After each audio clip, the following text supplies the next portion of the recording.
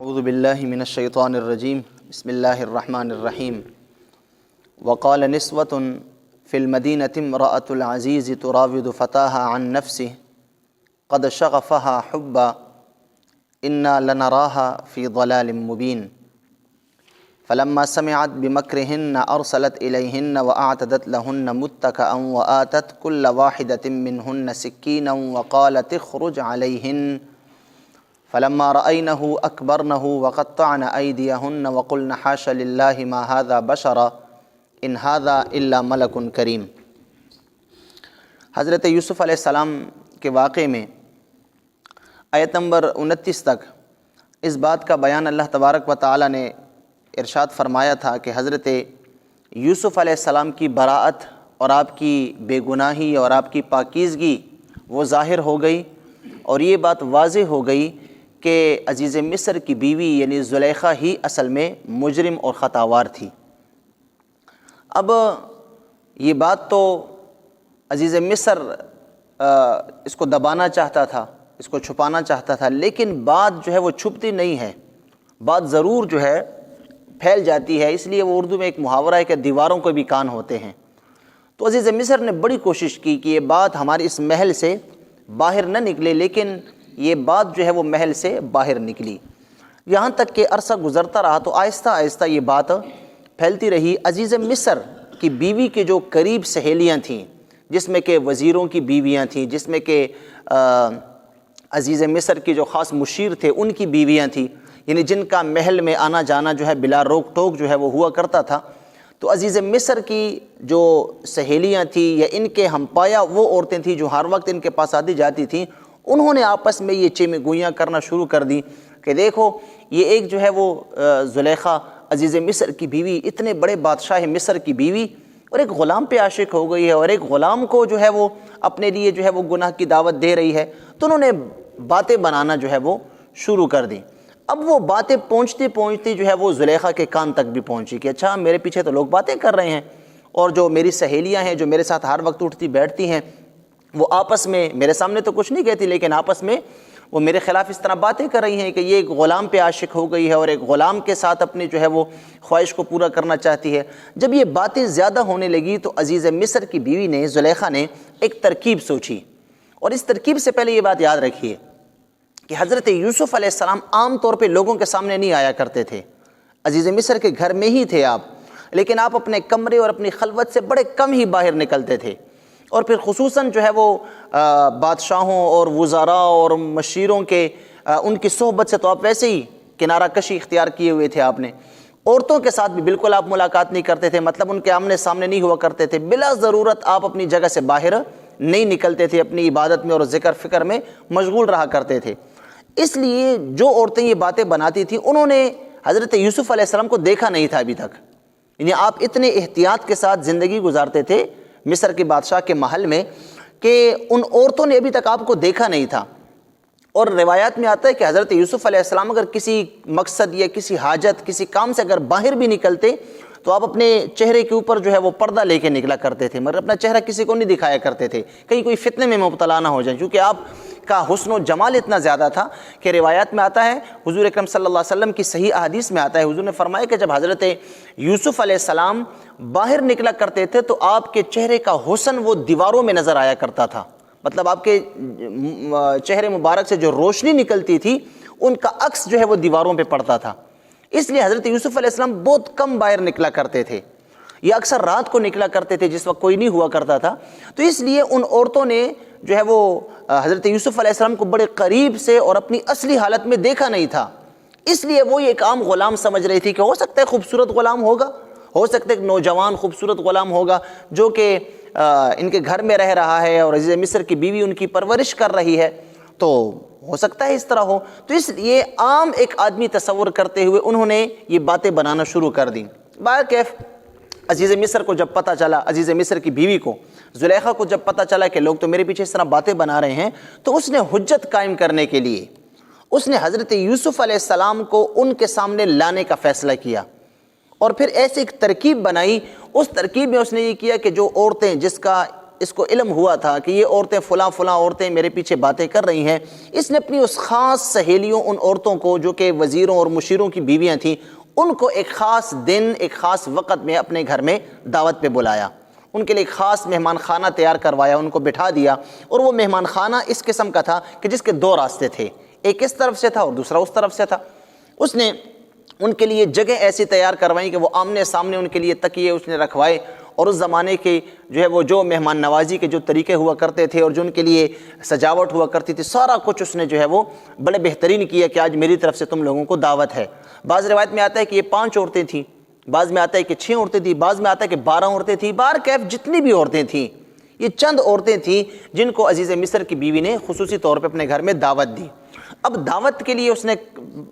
Programme یہ طے کر رکھا تھا کہ پہلے اس نے جب وہ عورتیں آئیں اور وہ بیٹھ گئیں تو عزیز مصر کی بیوی نے پہلے ان کے لیے پھل پیش کیے، ہر ایک کے سامنے پھلوں کی ٹوکری رکھ دی گئی، اس زمانے کا جو بھی مہمان نوازی کا طریقہ تھا، اس کے ساتھ چھریاں وغیرہ رکھ دی گئیں۔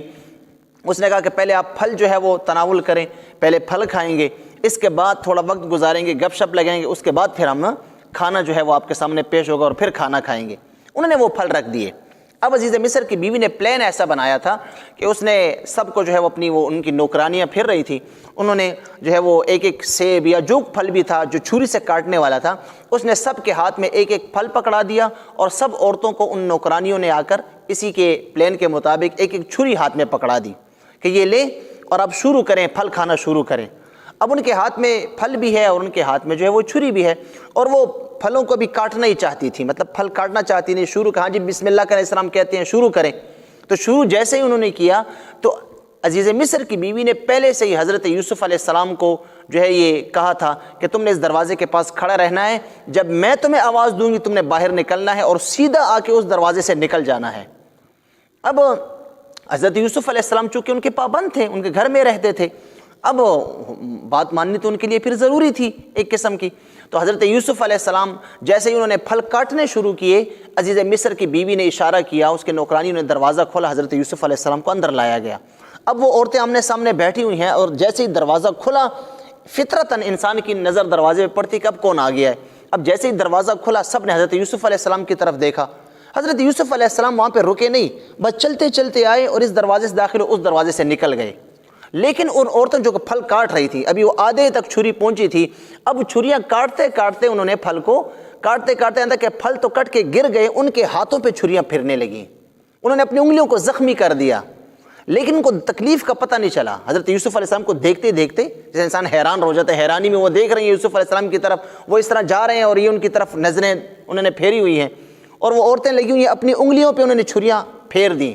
انگلیوں سے خون بہنے لگا، لیکن ان کو تکلیف اور درد کا احساس نہیں ہوا۔ لیکن جو ہی یوسف علیہ السلام اس دروازے سے باہر نکلے اور ان کی آنکھوں سے اوجھل ہوئے اور پناہ ہوئے، تو تب انہوں نے وہ درد محسوس کیا، انہوں نے چیخنا چلانا شروع کر دیا۔ اب ہر ایک عورت چیخ رہی ہے، اوہ میں نے تو اپنی انگلی کو زخمی کر دیا، دوسری کہہ رہے اوہ میں نے تو اپنے ہاتھ کو زخمی کر دیا۔ تو اس وقت عزیز مصر کی جو بیوی تھی اس نے فوراً نوکرانیوں کو پہلے سے وہ سمجھایا ہوا تھا، اس نے جلدی سے وہ رومال کپڑے وغیرہ لیے اور ان کو دے دیے۔ اب جو ہی انہیں تکلیف اور درد کا احساس ہوا، جب وہ تکلیف اور درد ان کے کنٹرول میں ہوئی اور وہ خاموش ہوئی، تو عزیز مصر کی بیوی نے کہا یہی وہ شخص تھا جس کے متعلق تم مجھے ملامت کر رہی تھی،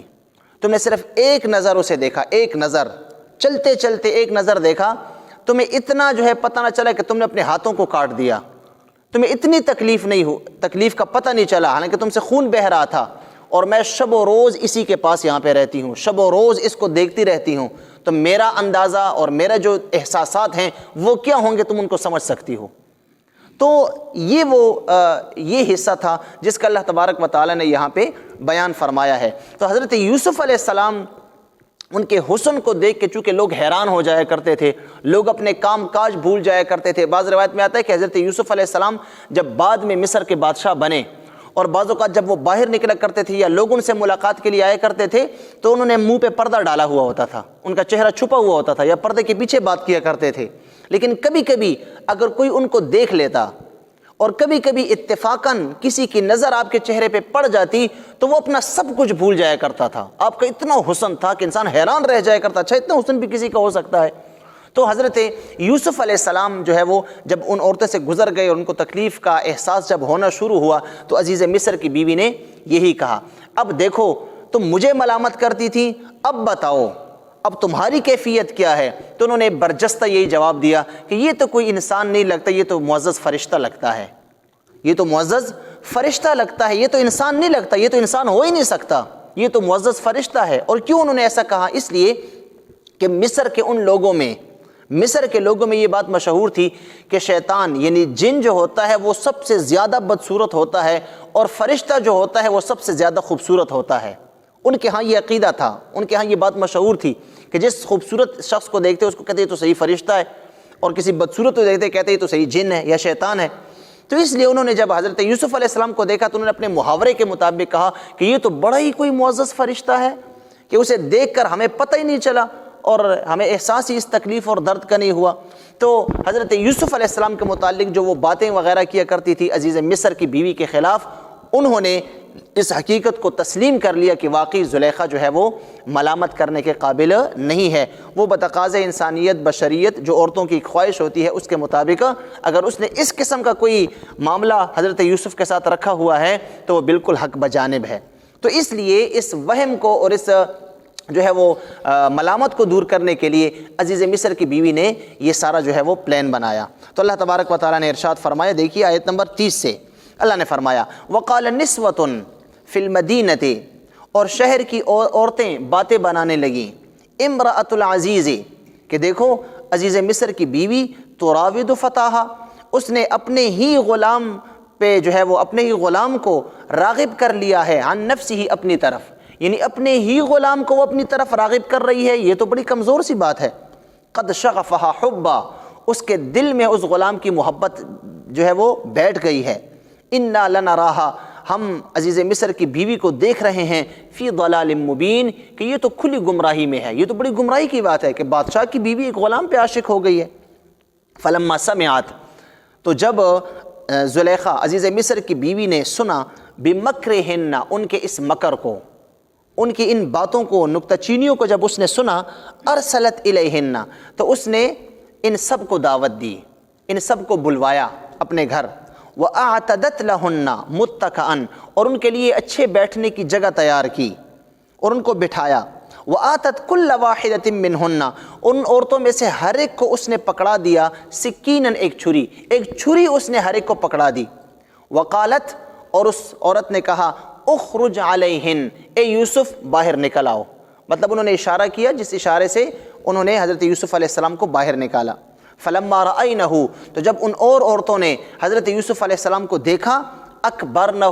تو بڑا عظیم جانا، وہ حیران رہ گئیں، وقطعن ایدیہن، اور انہوں نے اپنے ہاتھوں کو کاٹ ڈالا، مطلب اپنے آپ کو زخمی کر دیا، وقلنا، اور سب نے یہی کہا، حاشا للہ، بڑے تعجب کی بات ہے، حاشا للہ، اللہ کی قسم، ما ھذا بشرا، یہ تو کوئی انسان نہیں لگتا، ان ھذا الا ملک کریم، یہ تو صرف اور صرف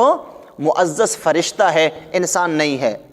قالت، زلیخا نے جواب دیا، زلیخا نے جب یہ باتیں سنی تو اس نے کہا، فذالکن الذی، یہی وہ شخص تھا، لمتننی فیہ، جس کے متعلق تم مجھے ملامت کر رہی تھیں اور میرے پیچھے باتیں بنا رہی تھیں، وَلَقَدْ رَاوَدتُّهُ عَن نَفْسِهِ، اس کو میں نے اپنی طرف راغب کیا تھا،